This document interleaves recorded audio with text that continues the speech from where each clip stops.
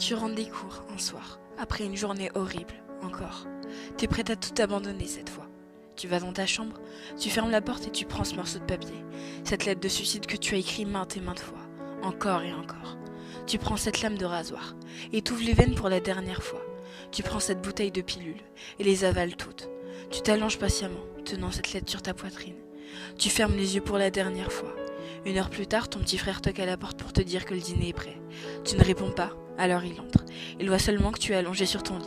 Alors il pense que tu dois dormir. Il redescend et dit ça à ta mère. Elle monte dans ta chambre pour te réveiller mais remarque que quelque chose ne va pas. Elle prend la feuille que tu as dans les mains et la lit. Sanglotant, elle te secoue. Crie ton nom mais tu ne réponds pas. Ton frère, désorienté, court dire à ton père que ta mère n'arrive pas à te réveiller. Ton père monte les escaliers affolé, voit ta mère en train de pleurer, tenant fermement cette lettre contre sa poitrine, près de ton corps sans vie. Il comprend rapidement, et se met à crier, jetant un objet à travers la pièce. Puis il tombe à genoux, et se met à pleurer. Quelques jours plus tard, à ton enterrement, il y a la foule. Beaucoup de gens te connaissaient. C'est cette fille pétillante, celle qui était toujours là pour les autres, l'épaule sur laquelle on pouvait pleurer.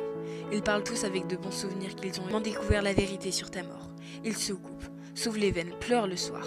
Il fait tout ce que tu as fait pendant des années et qui t'ont conduit au suicide. Tes parents, leur mariage est tombé à l'eau. Ton père est devenu alcoolique pour le distraire du mal que lui a causé ton décès. Ta mère est tombée dans une profonde dépression qui l'a tuée à petit feu. Elle a toute la journée dans son lit.